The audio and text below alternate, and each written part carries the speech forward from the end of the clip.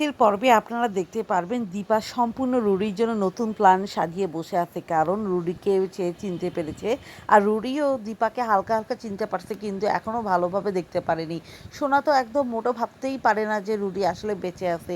সোনার কথা যে সোনা সবসময় জানে যে রুডি আর এই পৃথিবীতে নেয়, এর জন্য এর মা দায়ী। এর মা পণ করেছে রুডিকে আমি যেভাবে হোক সোনার সামনে হাজির করবই, কারণ সোনা আমাকে ভুল বুঝে আছে। এদিকে রূপা আর তার হাজব্যান্ড দুজনে মিলে বলছে যে যেইভাবে হোক আমার মা যেটা প্ল্যান করেছে সেটা আমাদেরকে সাকসেসফুল হতেই হবে।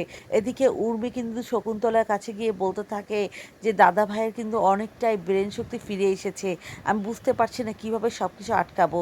রূপা তো কোনো কিছু করতেই দিচ্ছে না, রূপা তো আমাকে সবসময় চোখে চোখে রাখছে। আর এদিকে তো দীপা ডক্টরের সাথে প্ল্যান প্রোগ্রাম করেছে যে আসলে সূর্যকে কীভাবে তাড়াতাড়ি সুস্থ করা যায়।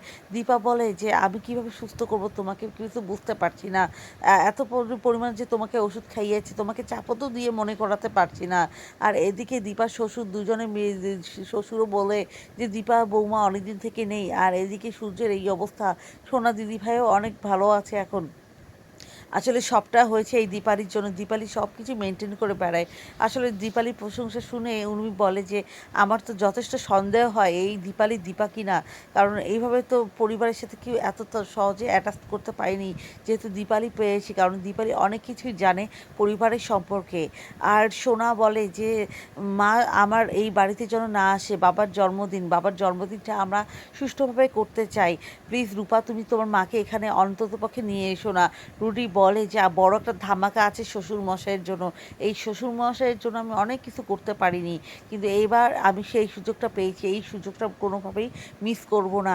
রুডি এইটা বলে আর হাসতে থাকে। এদিকে দীপালি বলে তুই হেসে নে রুডি, তুই বেশি করে হেসে নে, বার্থডের দিনে তোর ধামাকা আমি ফ্লাশ করে দিব, তোকে কীভাবে সোনার সামনে এক্সপোজ করতে হয় সেটা আমি খুব ভালো করেই জানি।